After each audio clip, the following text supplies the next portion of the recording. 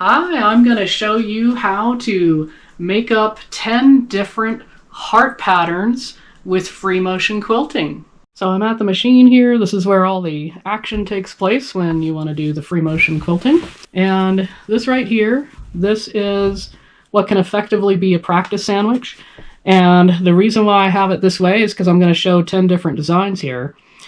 And so if you want to know what I did with this, I just have the jelly roll strips, or the 2.5 inches wide type of strips, and then 5-inch squares or charms.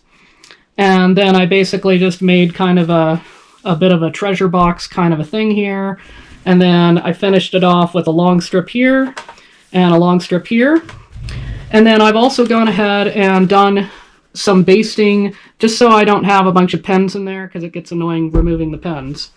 And then because this is more of a practice thing, I have this fleece that I got from a remnant from Joann's.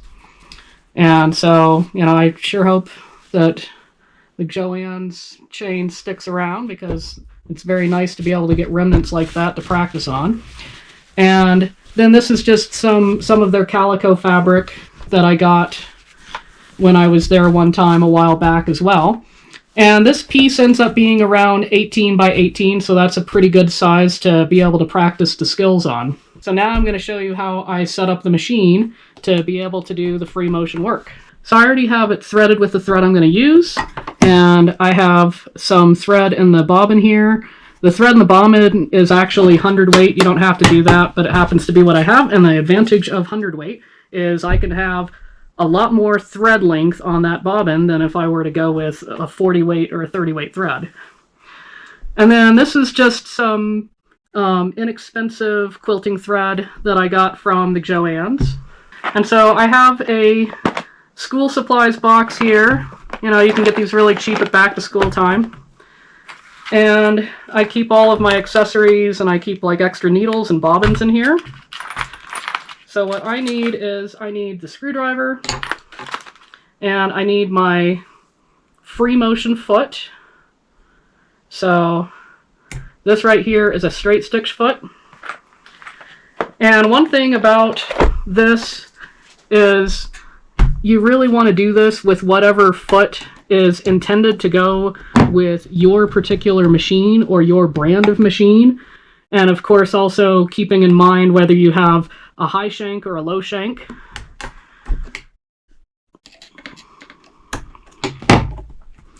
I have been doing this for many years, and I have done this across a couple of different machines, and I find that if I try to go with aftermarket parts that say that they're compatible with this machine, but it's not actually put out by the company, then that's when I end up having problems, and I will get skipped stitches and things like that.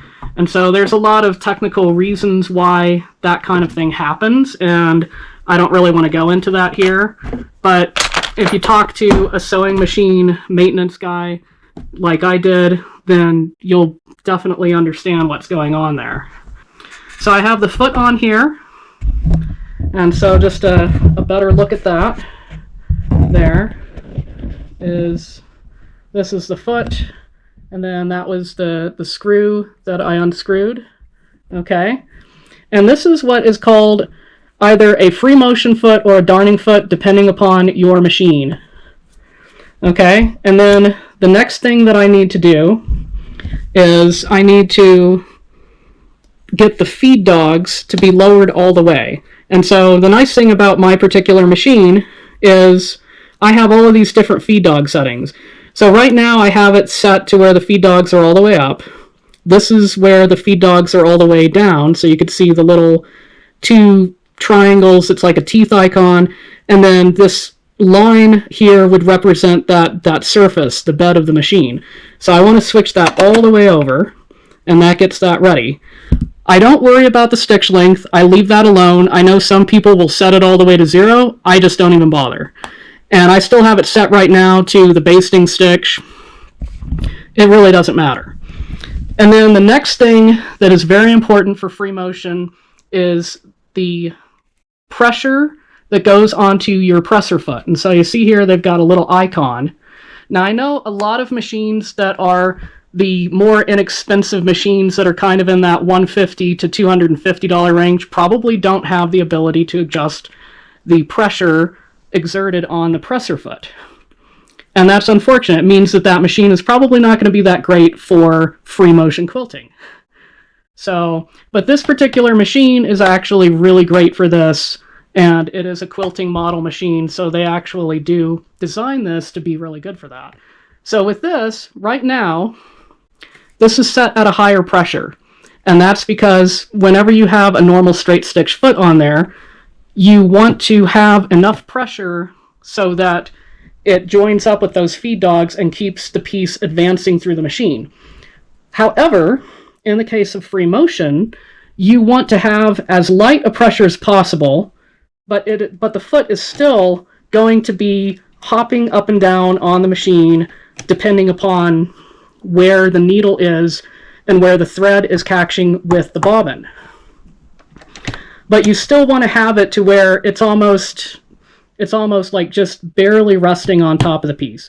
And so to do that, you have to lighten the pressure that this presser foot is having on it. So to do that, on my particular machine, I have a dial up here, and I just simply turn that dial, and I just get it all the way up, and, you know, this is got like kind of this arrow thing where it's heavy pressure going all the way to light pressure. So I have that to where it's as little pressure as possible. That is very important so that you're not really struggling and kind of fighting with the piece. So now that we have that set up, I'm going to get my extension table back on here, and then we're going to start doing some designs. All right, now I've got my camera repositioned so that you can see everything better. And so I've got like some little cheat sheet cards here. I'm not going to be doing all of these different designs, but these were kind of some designs I was playing around with to see what I wanted to do. So I will be showing off some designs that I've never done elsewhere in my channel, and I'll have a few designs that are classic designs that I have done on my channel before.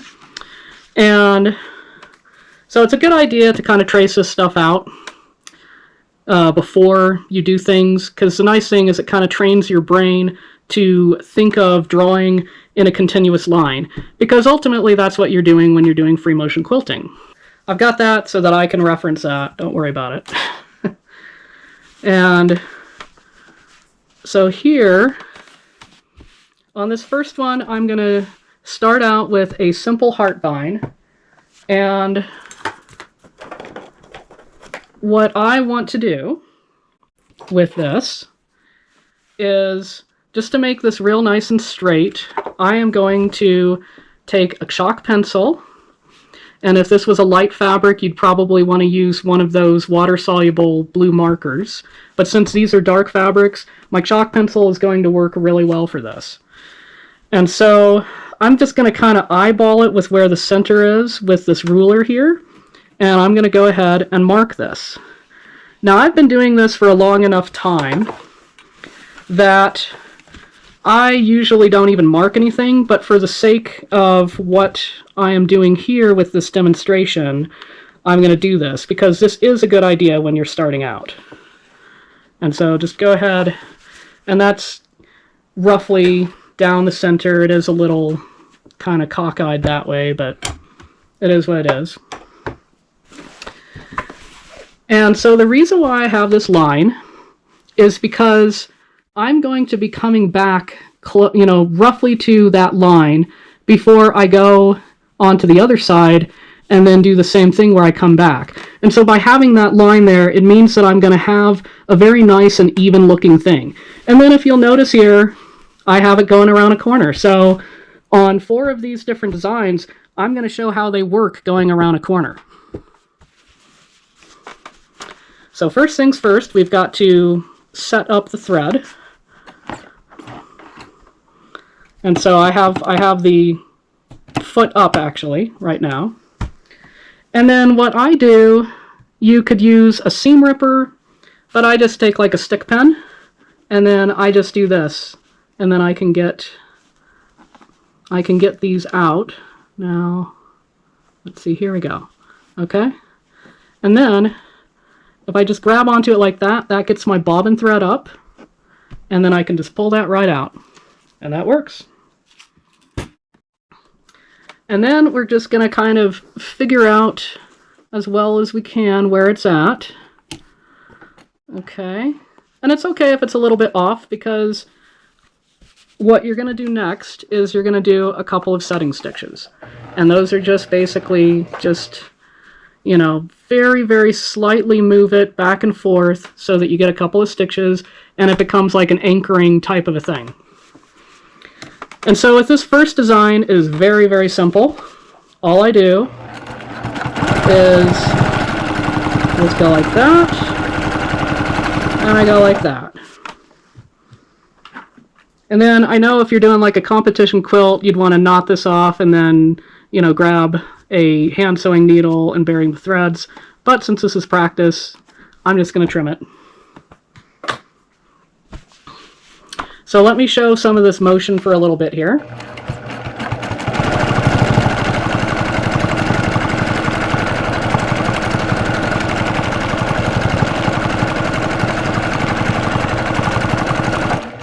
Okay, so you can see here that what I'm doing is I'm just going out and I'm forming that kind of a heart shape on one side, and then I stop, and I'm stopping by that line or near the line, like up here I'm just slightly off the line. And then I do the same thing and I go out that way. And this is what I call a basic heart bind. So you just do that and you just keep going that way. That's going to get you a basic heart bind. Now, there are some variations that we can do to make this even more interesting.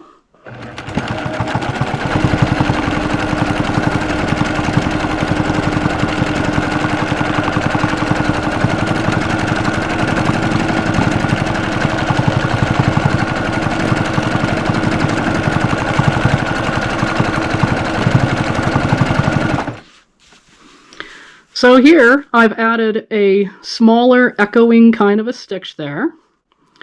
And so you're going to do the basic heart bind shape, but instead of going immediately to the other side, you're just going to echo a little thing inside there.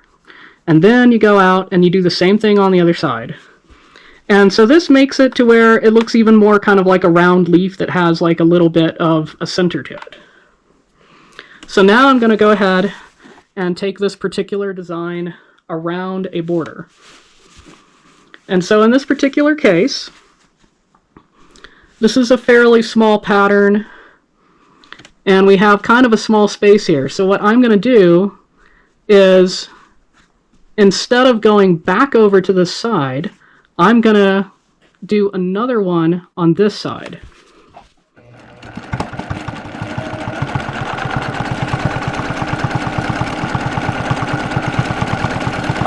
Okay, and then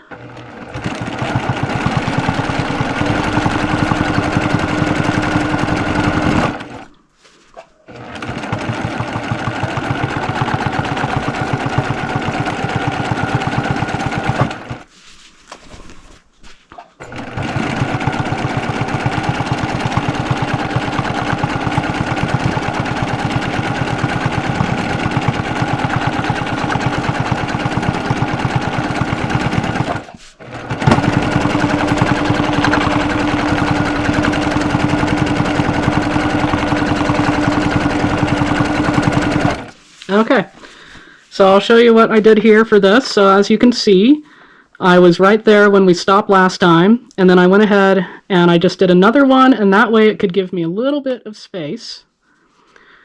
And then I came down, so I did the little echo there, came down, and then I was able to start it right there. And then I was able to just do the back and forth.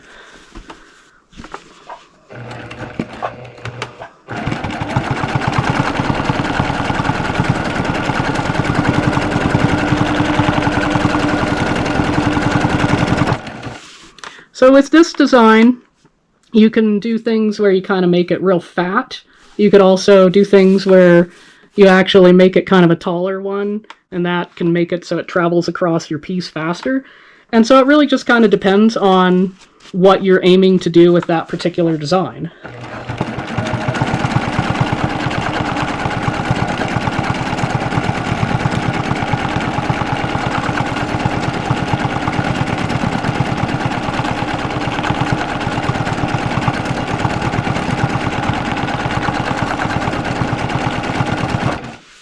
And so you can see here, like this was a taller one, but then I started to get to where it was fatter or wider, kind of a more squished in thing.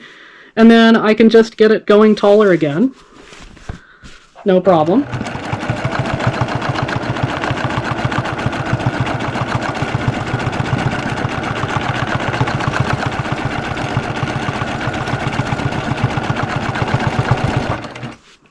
And then here, I'm ready to go into my next particular pattern that I'm going to do here. So I just decided to just travel it all the way to that corner. So for the first one of these charm areas, and all of these charm areas, they're going to basically be more of like a filler type of a thing. So, you know, or something that you use where it's kind of more of a wide area. So the first one of these is just going to be very, very simple. So you just want to get started here. Oop. And yeah, we have a lot of layers here, so that's why it's kind of catching a little bit. Okay.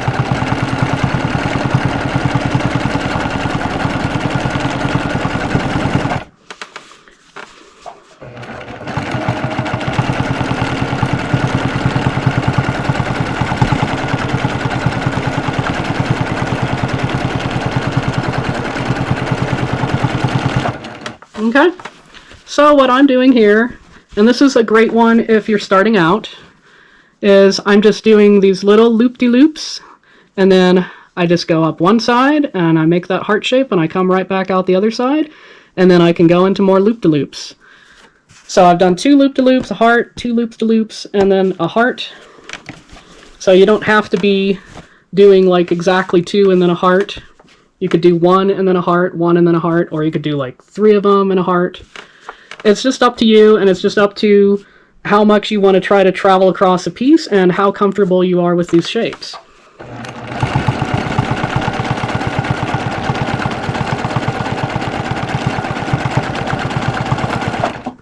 I'm seeing an issue with my thread, so I'm going to go ahead and break this thread and rethread my machine.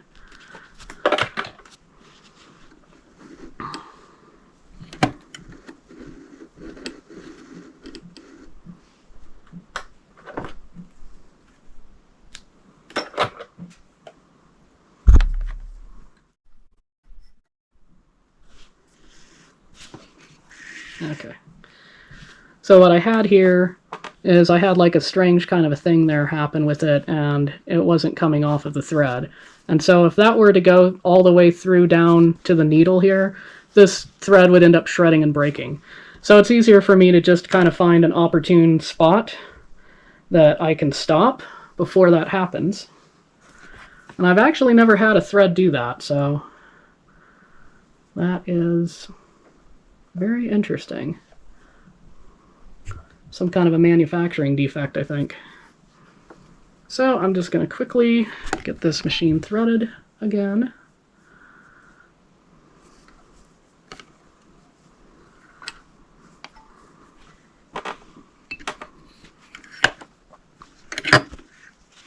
Okay. All right, so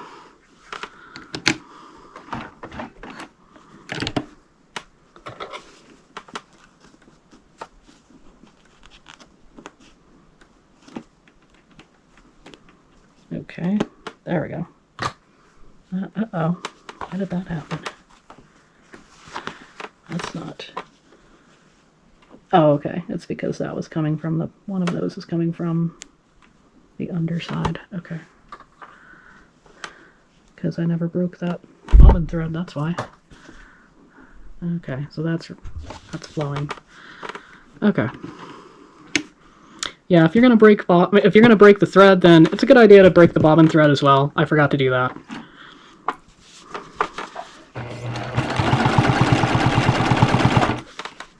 Okay, let's see if I can trim this. All right.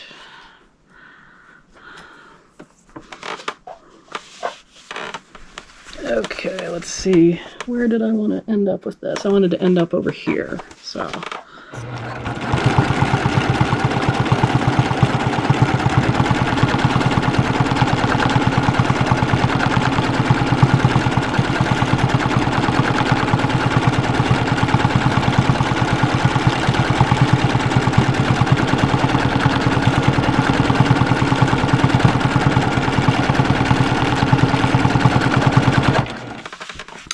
And one of the things about this pattern is that you want to have a good idea of where you're trying to travel to.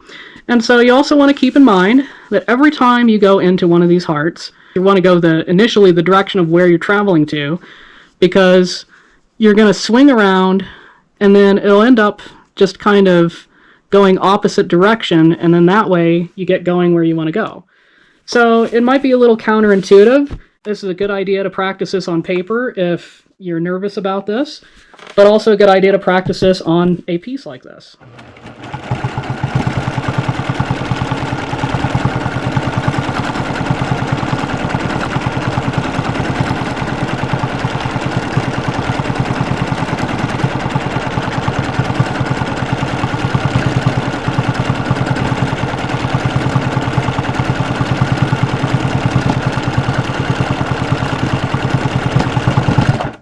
Okay, so that's that fill pattern. So now I'm going to get started on my next design. So for this next design, I'm going to start out with something that could be called a wishbone by some quilters. You could also call it kind of like a flourish. And then I will do a heart variation of that. And that's a really great thing to put into these spaces where you're kind of having like a long, narrow space of some kind.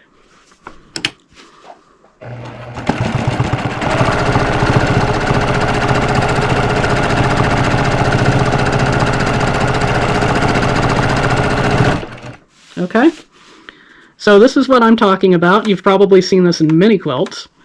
And it's basically just a simple, it's kind of like doing a cursive S that just keeps going and going and going.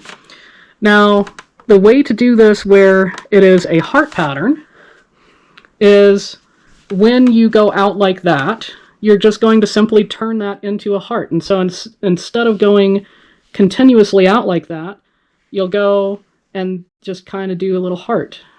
Okay?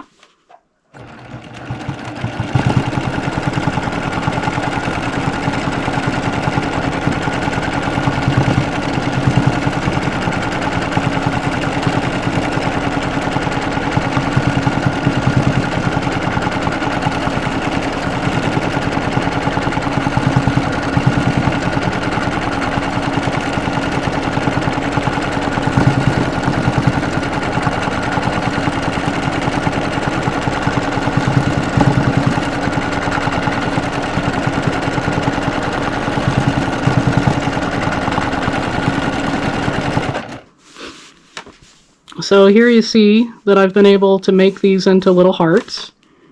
And so that's a very easy way to do that. And now I'm going to take this around a corner.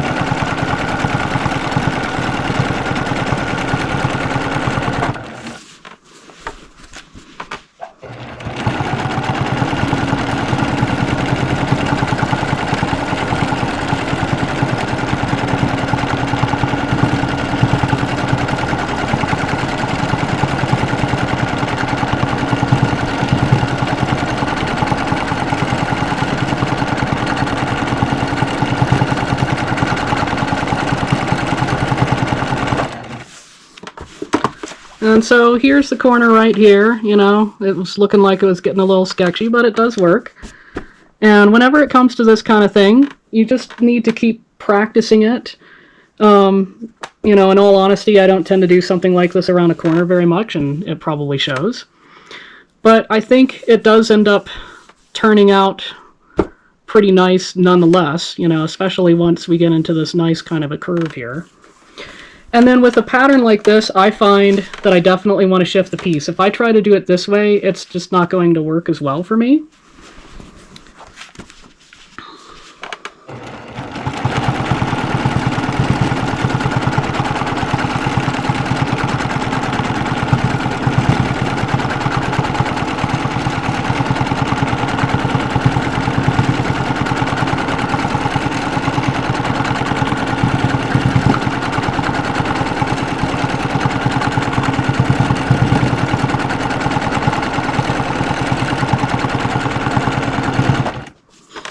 Okay, so that finishes out that pattern. Okay, so for this next one, we're going to get a little bit more complicated. And I am going to get my chalk pencil out again. So what I'm going to do this time is I am going to make a heart vine that does kind of a spiral across this.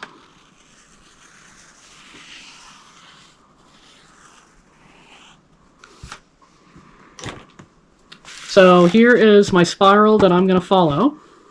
Hopefully you can see that.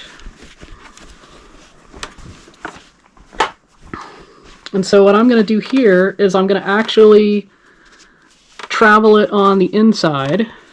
And there's a couple of different ways that you could do this. You could do this as a classic heart vine where you go back and forth all the way, and then just carefully trace through the center of that heart vine all the way back. But that's not going to be the way I do this. What I'm going to do this is I'm going to do one side and then the other.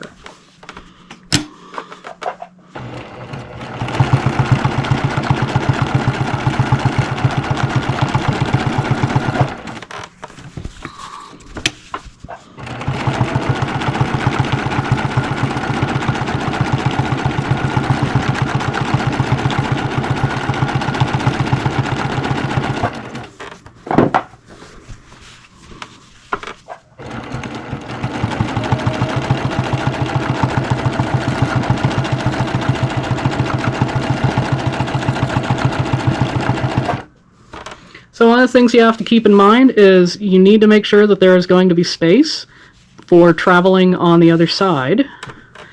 And so you notice, like, I have my line right here, so I'm trying to make sure that I only go about halfway.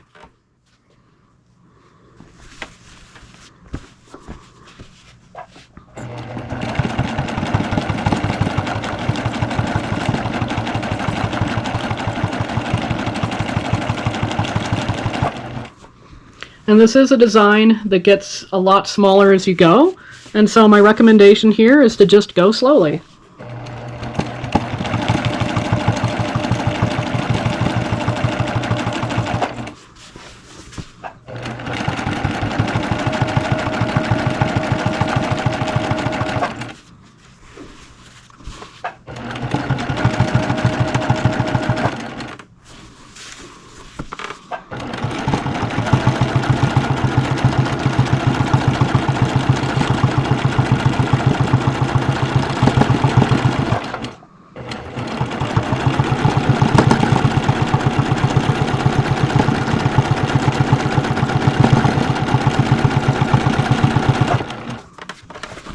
So you can see here I'm starting to travel on the other side here.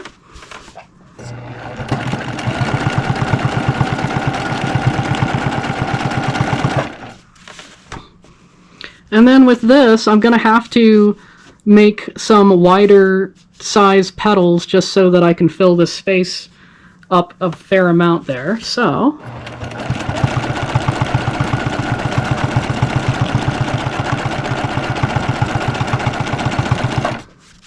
all right.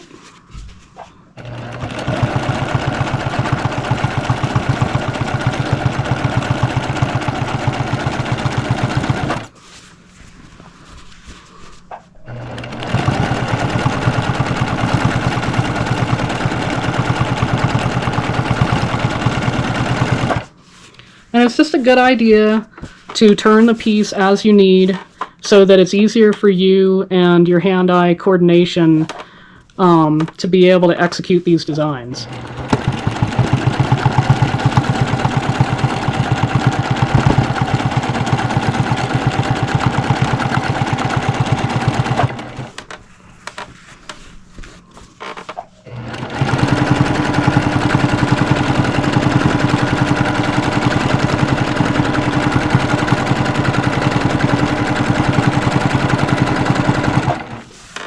Okay.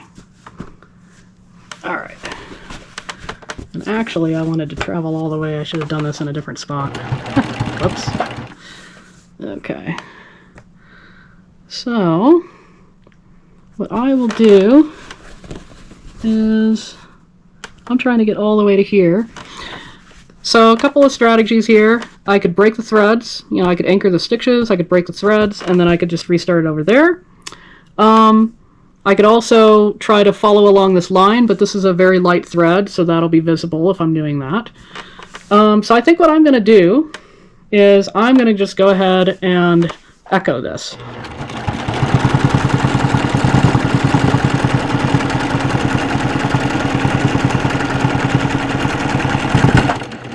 There we go. So it might look a little strange. Maybe it would have been better for me to just anchor and restart, but this is what I decided to do because, well, it's my practice piece. Okay, so for this one, I'm going to go ahead and mark this down the center because I'm going to do another one of these viney type pieces. So, kind of eyeballing it down the center there.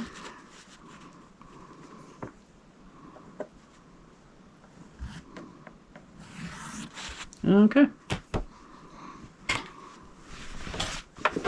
All right, so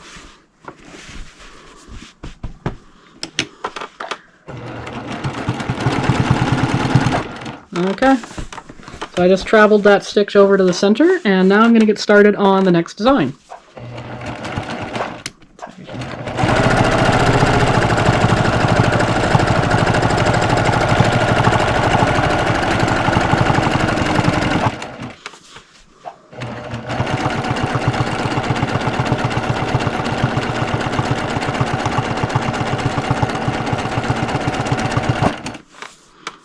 Okay, so what I'm doing here is it's just kind of like a leaf design that has heart-shaped leaves here. And so we have the vine in the center. And then what I do is I travel up, and see, this is where it's a very good idea to go ahead and mark that center line because I can use that line as my stem. So I just travel up, and then I stop, and then I form one heart here and come back to that center spot that I started at on the stem. And then I do the same thing on the other side, come back to that spot on the stem, and then I'm ready to travel and make the next one.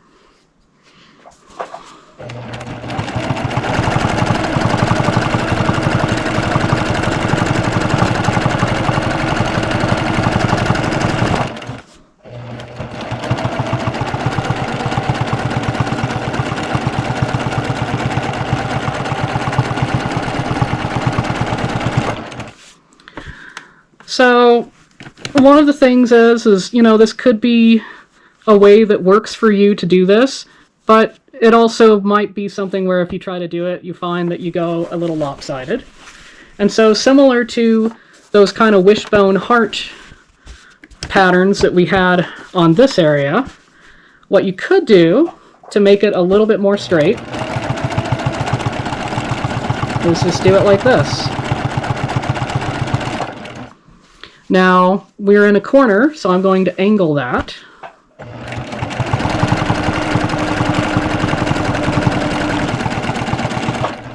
All right. And then the nice thing about this is because it is a stem that I'm following, unlike what happened on the wishbone where it kind of got a little off the rails there, I can just position this right in the corner and do it right there. And I think what I'll do is I will skip the leaf that's on the other side.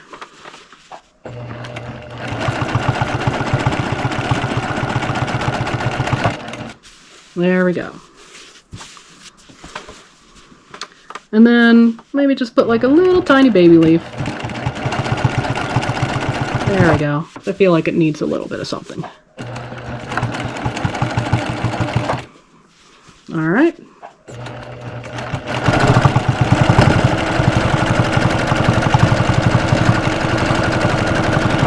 Okay.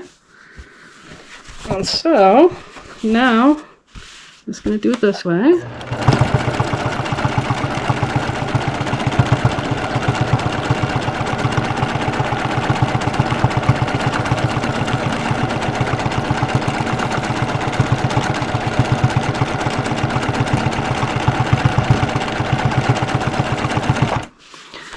Now, one of the things you could do here to kind of fancy it up is, you know, maybe put like a little center stem type of thing.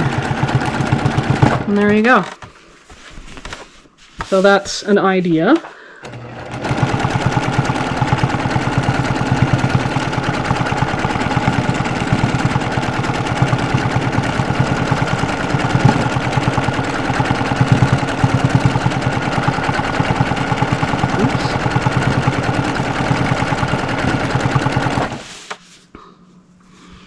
Okay, so for this I want to end up in this spot next. So I'm going to go down here.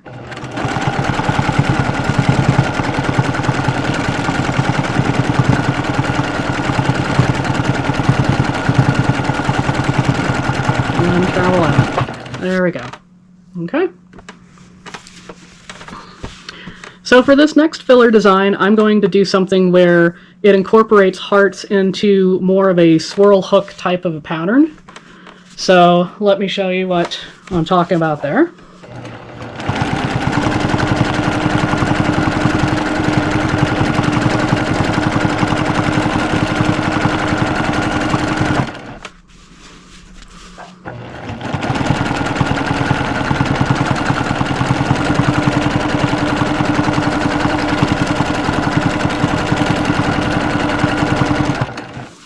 Okay, I want to end up, let's see, actually, I want to end up over here, so that's fine.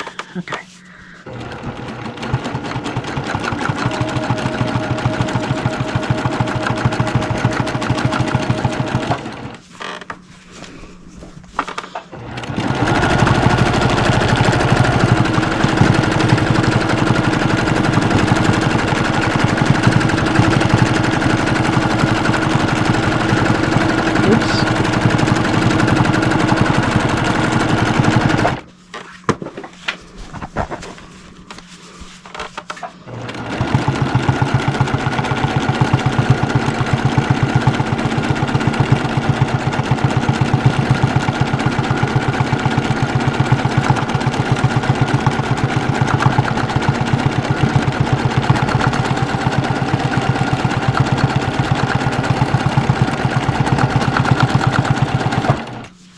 Okay, so let me explain this particular design here.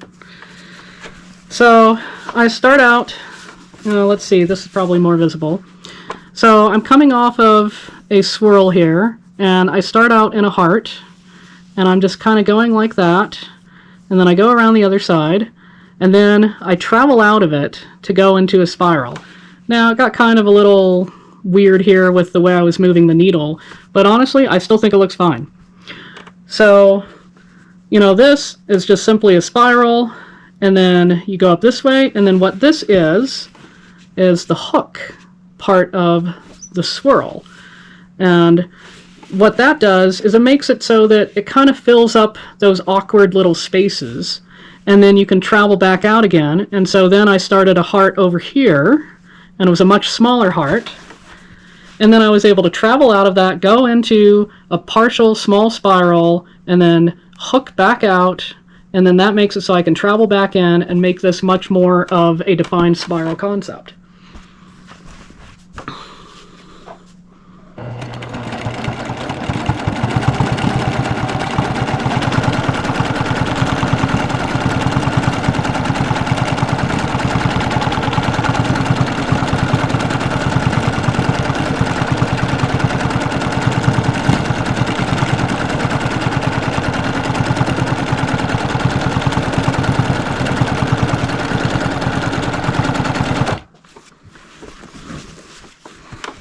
So basically what you want to do with a pattern like this is you're just trying to fill the area, and it just kind of meanders around, and then you just throw in the occasional heart shape, and that's how you can make it a heart incorporated kind of a pattern that way.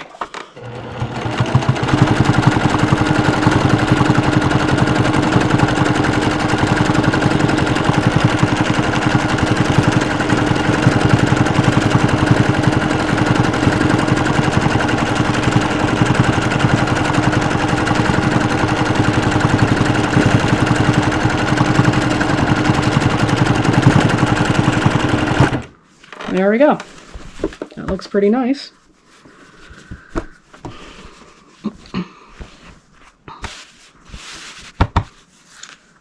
Alright, so for this next one, I'm going to go ahead and make that center line once again.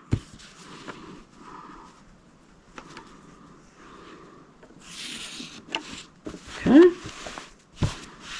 It's not quite a center line, but that's okay. All right.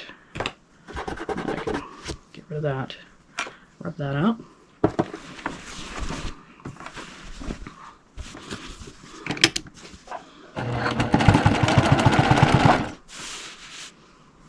Okay, so this is going to be a similar design to the basic heart bind, but it's got a little bit of a twist. So let me go ahead and start to demonstrate this one.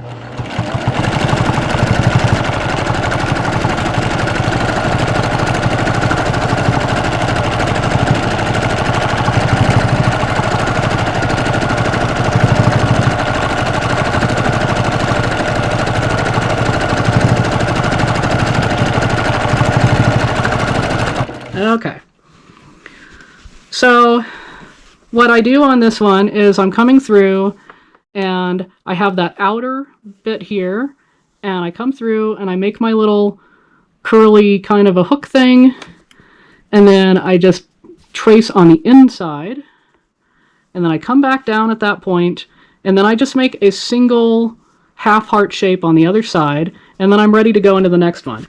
And actually on this fill, that's a lot of what I was doing with the hearts, because you can see that's basically what this heart is.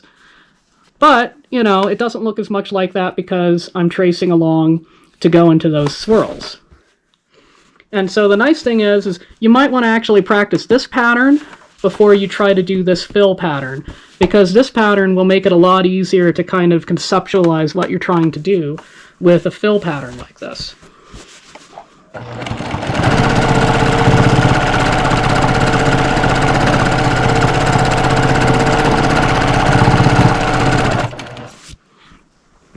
Okay, so this could be pretty tricky to get around this corner. And so what I'm going to do is, instead of trying to take this pattern all the way around the corner, which might be a little awkward, what I'm going to do is I'm going to kind of do some filler so that I can get into position and be able to start this pattern again.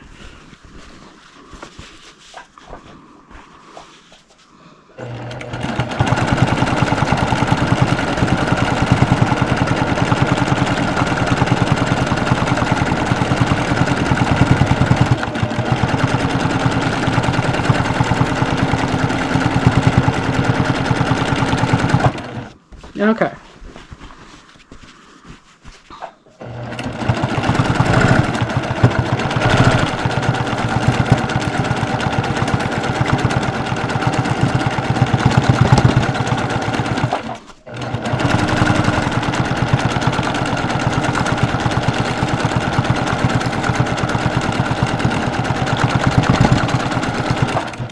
Okay. So what I did here was I just did some little curls. And so I kind of have like these little, you know, sort of like peacock feather curls. And then that makes it so I'm filling up the space in that corner, and then I can travel back, I can get to that center line, and then I can just keep the pattern going. And so that's also an option if you find that you really can't figure out what to do to make a pattern continue in a corner. You don't have to feel like you have to continue that pattern through the corner. What you can do is you can just fill it with like little curls, or, you know, like maybe do like some bubbles, something like that. Or you could even do like little wishbones, and then just, you know, whatever makes it so you can kind of fill the space and then get to that point where you can start again, and then have enough space to be able to have a nice complete design concept.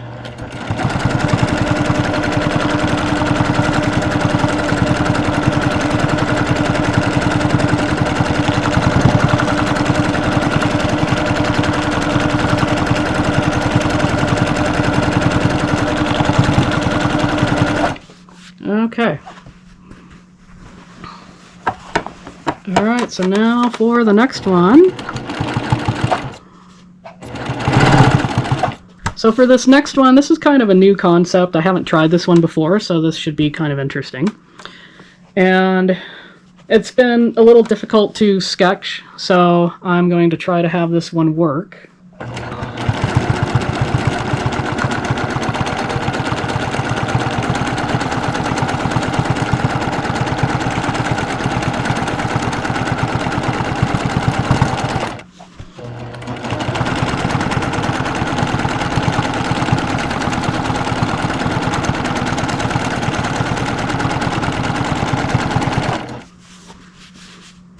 Okay, so this one's actually ended up being a little bit easier for me to do on the machine than for me to sketch by hand.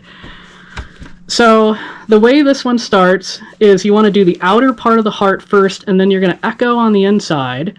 And the echoing on the inside is what is going to bring it all the way out, so that you can go to the next spot, and then once again you go on the heart, on the outer part of the heart.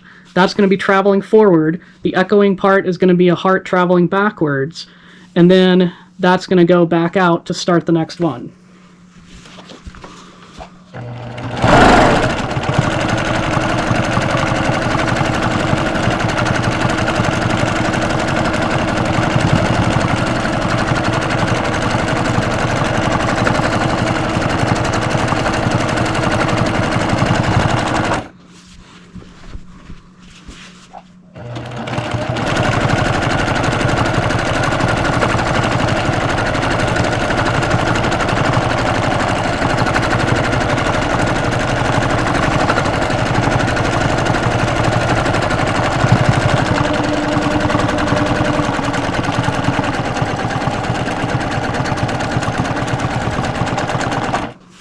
Okay, and it looks like I have space for maybe 2 more of these if I really squeeze it in here. So, or maybe just 1.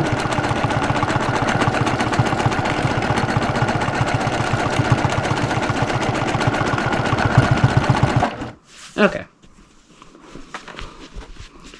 So that's kind of an interesting design. It just kind of depends on how you can conceptualize that as to whether that's going to be easy for you or not. And I would just say, because this is the first time I've done this on machine, I would say that just you want to think of it in terms of, you definitely want to do the outer heart first, then the inner heart, and then you just think about it in terms of your directions that you're trying to go in. And that's probably the easiest way to do something like that. Okay, so this next one, actually I do want to mark this. So, what I'm going to do on this is I'm going to go mark that where it's kind of marking diagonals here.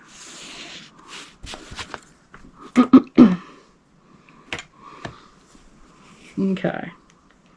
And I will end up having to do a little bit of traveling so I can get back and do this final log here. So, okay, now I'm in space here.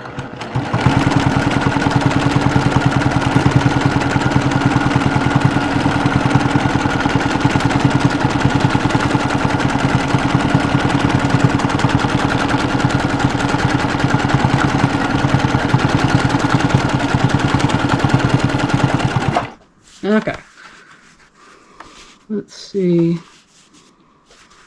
So I'm kind of taking up a bit of a space there. So what I'm going to do is I'm going to travel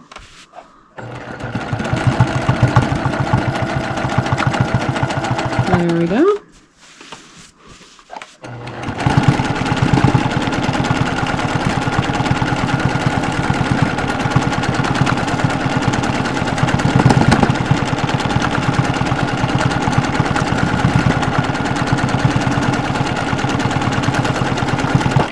Okay.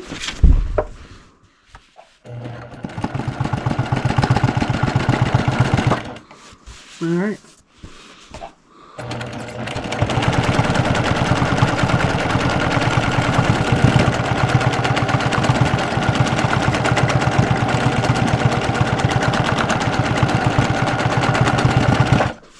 So if you're following along with what I'm doing here, I'm basically just making these heart shapes, and I'm just making the heart shapes back and forth.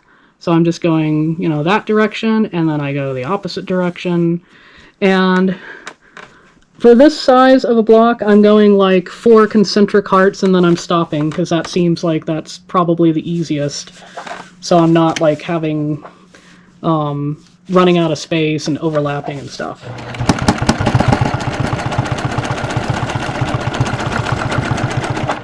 And definitely having these marks, it really helps.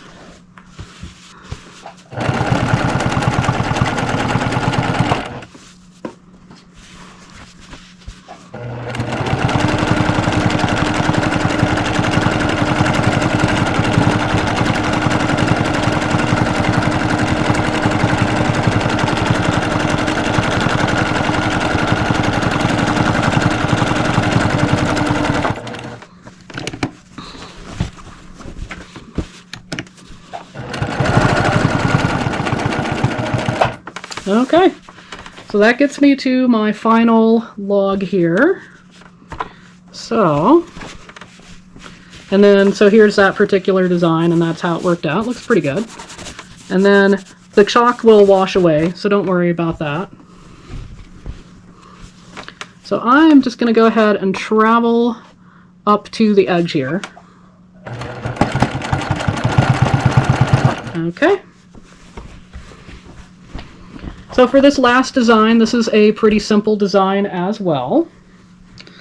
And this is probably a design that you've seen, and it actually reminds me of my lotus flower, except instead of doing these extra petals in the center, it's going to end up being a heart instead. So let me show you what I mean by that. So I'm going to do my lotus flower first.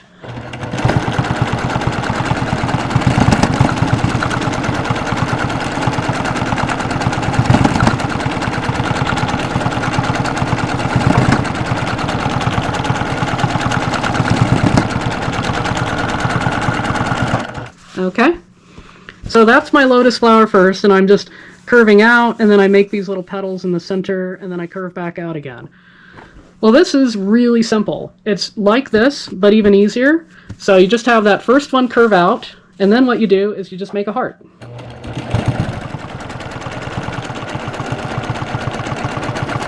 And then you just come back to that spot, and now you can curve out.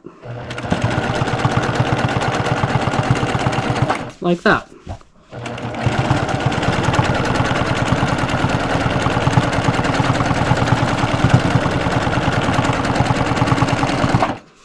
And so if you need to, because it might be a little difficult to figure out how to keep it straight, is you can go ahead and just take the chalk pencil, and so we're right here, and just draw a straight line like that.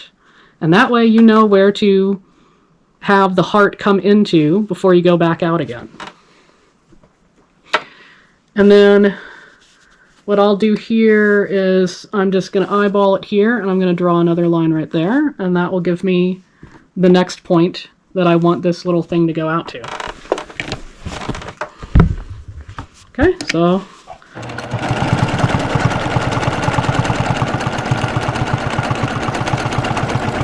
like that, and then I'm going to travel to this next line. Okay.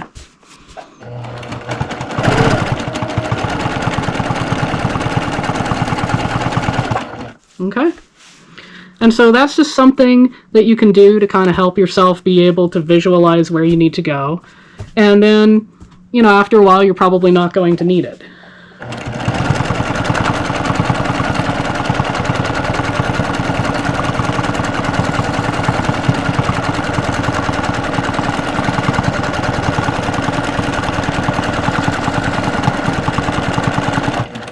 And here is my finished practice piece.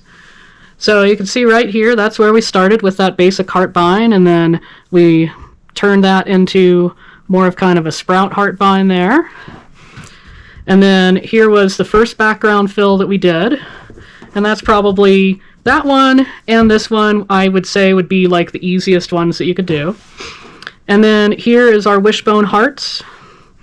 And then here is a spiraling heart vine, or you can think of it as a spiraling feather type of a thing, because my basic heart vine is more of a feather type of a pattern. And here's the design where these became more like leaves. So, and I think that would have looked fine if I'd left that out, but I just decided to put that in there as like a really tiny little thing just to go around that corner there. And here is the swirl hook, and this one's my personal favorite, and then I also like that spiral heart feather type of a thing as well. And so it's a swirl hook type of a thing, but we have hearts in it. And so that's just a way that you can kind of incorporate like a shape into something like that. I would say that something like this is more of kind of like a confident beginner to an intermediate type of a pattern. And then here's another pretty basic beginner design here that's kind of like a curled heart vine. And then just an alternative way of going around there. And then here is a design here where this could be a beginner, confident beginner, something like that. And then to round it out here, here's a pretty good beginner type of a pattern here where it's sort of like a, you know, sort of like overlapping hearts. And so I hope this has been a useful demonstration for you and has you inspired to try out free motion quilting if you haven't already. And if you have, hopefully this is going to help you expand your skills. And I have a lot of free motion videos, and so feel free to check out this video here. Thanks for watching.